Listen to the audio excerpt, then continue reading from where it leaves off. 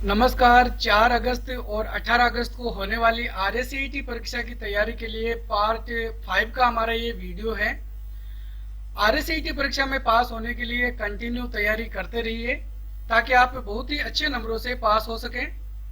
तो शुरू करते हैं आज का वीडियो। हमारा प्रश्न नंबर 1 है, HTML का प्रयोग किसमें किया जाता है?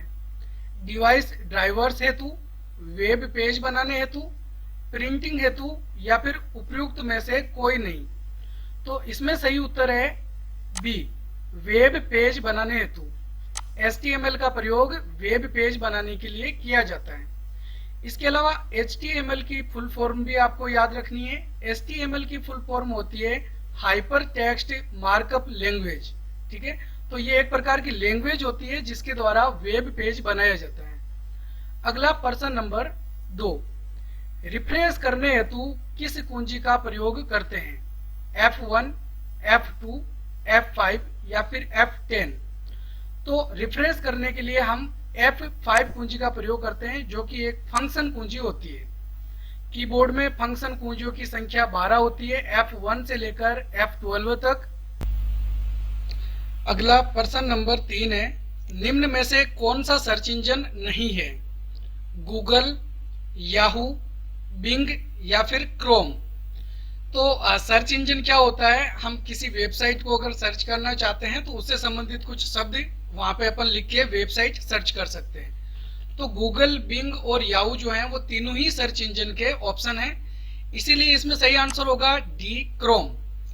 क्रोम जो है वो एक ब्राउजर होता है जिसके अंदर हम इंटरनेट चलाते हैं। अगला प्रश्न नंबर 4, निम्न में से इनपुट उपकरण कौन सा है? स्पीकर, मॉनिटर, माइक्रोफोन या फिर प्रोजेक्टर।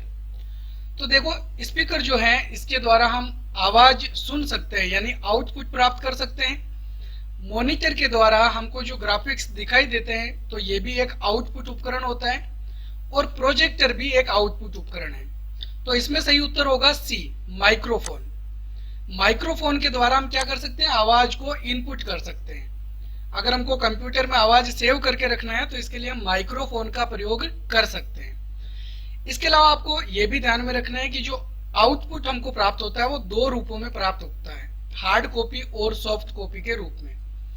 तो जो स्पीकर, मॉनिटर, प्रोजेक्टर के माध्यम से हमको आउटपुट प्राप्त होता है, ये सॉफ्ट कॉपी के द्वारा हमको आउटपुट प्राप्त होता है। इसके अलावा जो प्रिंटर हमको आउटपुट देता है वो हार्ड कॉपी के रूप में होता है।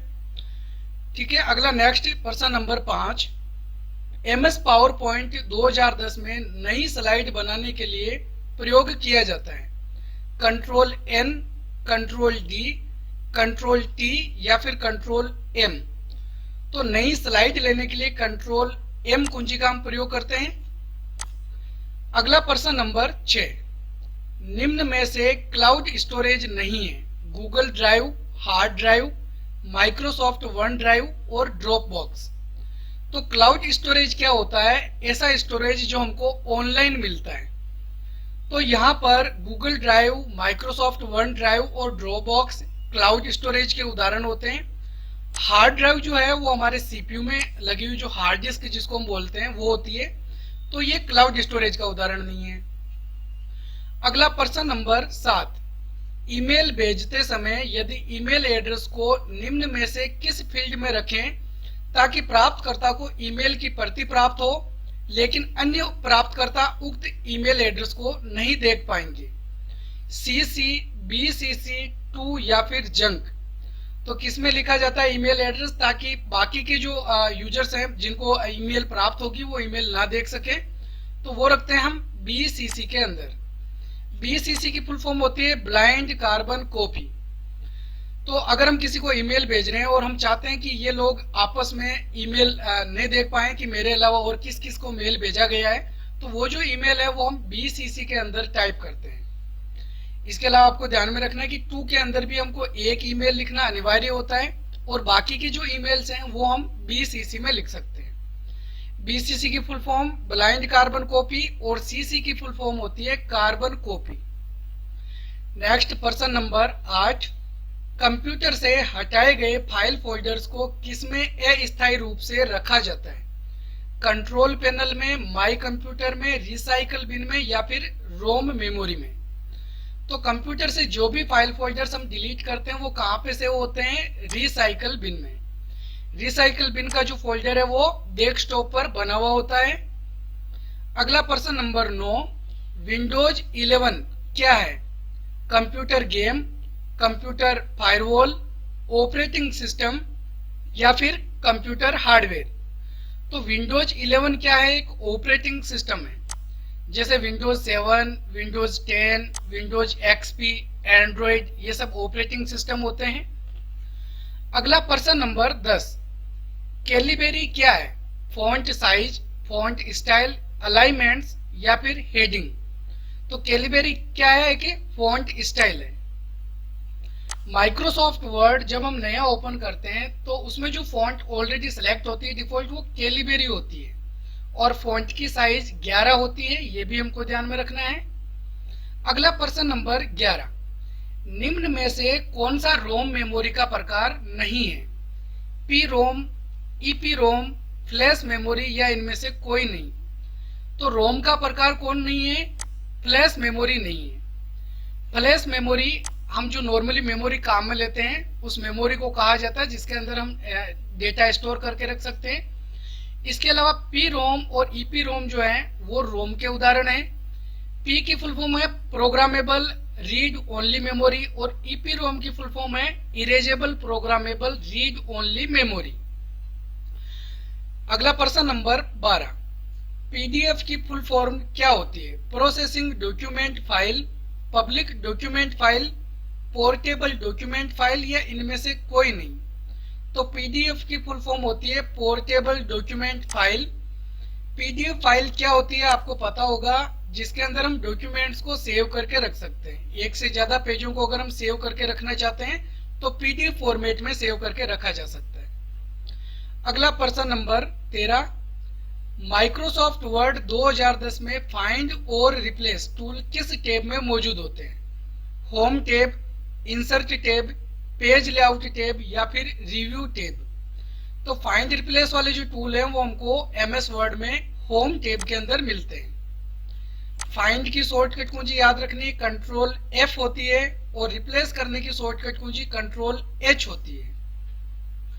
अगला प्रश्न नंबर 14, नोट पैड में एक लाइन में कितने अक्षर टाइप किए जा सकते हैं? 140, 256, 512 या 1024। तो नोट पैड की एक लाइन में हम 1024 अक्षर टाइप कर सकते हैं विथ स्पेस। हम जो स्पेस टाइप करते हैं वो भी साथ में गिना जाता है एक अक्षर के रूप में। अगला प्रश्न नंबर 15, निम्न में से किसमें बनने वाली फाइल का विस्तारक नाम यानी एक्सटेंशन नेम .pptx होता है? MS Word 2010, MS Excel 2010, MS PowerPoint 2010 या फिर MS पेंट। तो PPTX किसका एक्सटेंशन नेम होता है? पावर पॉइंट का। माइक्रोसॉफ्ट पावर पॉइंट में बनने वाली फाइल का एक्सटेंशन नेम PPTX होता है। अब देखो यहाँ पर अगर 2003 लिखा हुआ आता है तो उसका एक्सटेंशन नेम होता है .ppt यानी X नहीं होगा। और 2003 के बाद 2007 या इसके बाद के जितने भी वर्जन हैं सबके अंदर फाइल एक्सटेंशन नेम .pptx लिखा होता है, यानी कि X इसमें ऐड कर दिया जाता है। जैसे MS वर्ड का फाइल एक्सटेंशन नेम अगर 2003 है तो .doc होता है और 2007 या इसके बाद का वर्जन है तो .docx होता है।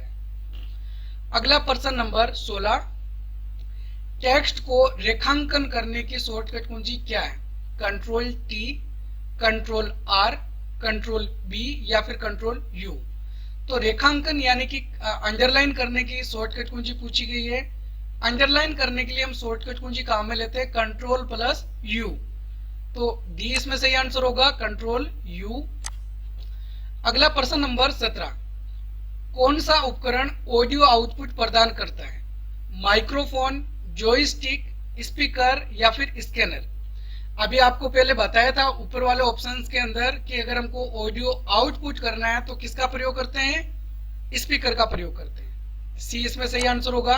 और अगर हमको ऑडियो आउटपुट की जगह इनपुट करना होता है तो कौन सा उपकरण काम में लेते हैं? माइक्रोफोन। नेक्स्ट प्रश्न नंबर 18, किसी लाइन में ऊपर की तरफ उठा हुआ छोटा अक्षर क्या कहलाता है? इटैलिक, स्ट्राइक थ्रू, सब स्क्रिप्ट या फिर सुपर स्क्रिप्ट। तो किसी भी लाइन में उसी लाइन के ऊपर लिखा हुआ जो अक्षर होता है उसको हम बोलते हैं सुपर स्क्रिप्ट।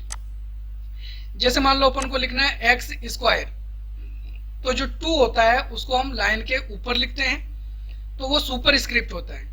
और अगर उसी को हम लाइन के नीचे लिखते हैं तो उसको हम बोलते हैं सब स्क्रिप्ट। स्ट्राइक थ्रू करने का मतलब क्या होता है? शब्दों के बीच में लाइन खींचना। और इटैलिक करने का मतलब होता है शब्दों को तिरछा करना। अगला प्रश्न नंबर 19, वर्ड पेज में ओवर टाइप करने के लिए किस कुंजी का प्रयोग किया जाता है? होम, इंसर्ट, एंटर या फिर इंसर्ट कुंजी।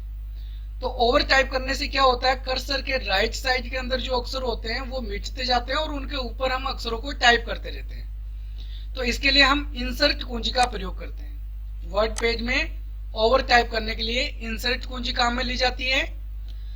नेक्स्ट प्रश्न नंबर 20, एमएस पावर पॉइंट के पेज को क्या कहा जाता है? वर्क पेज, वर्कशीट, स्लाइड या फिर सीट। तो पावर पॉइंट का प्रत्येक पेज क्या कहलाता है? स्लाइड कहलाता है। क्या बोलेंगे? स्लाइड। और स्लाइडों से मिलकर जो फाइल बनती है उसको क्या कहा जाता है? प्रेजेंटेशन। एमएस पावर पॉइंट में बनने वाली फाइल को प्रेजेंटेशन कहा जाता है, जो कि स्लाइड से मिलकर बनती है। ठीक है, जो पेज होता है वो स्लाइड कहलाता है। तो ये थे आज के हमारे 20 महत्वपूर्ण प्रश्न उत्तर। उम्मीद है आपको हमारा ये वीडियो पसंद आया होगा। अगर आपको हमारे वीडियो पसंद आए तो वीडियो को लाइक और हमारे चैनल को सब्सक्राइब जरूर करें। और इसी प्रकार से RACET की जो तैयारी है वो लगातार करते रहिए, ताकि आने वाली परीक्षा में आप बहुत ही अच्छे नंबरों से पास हो सके।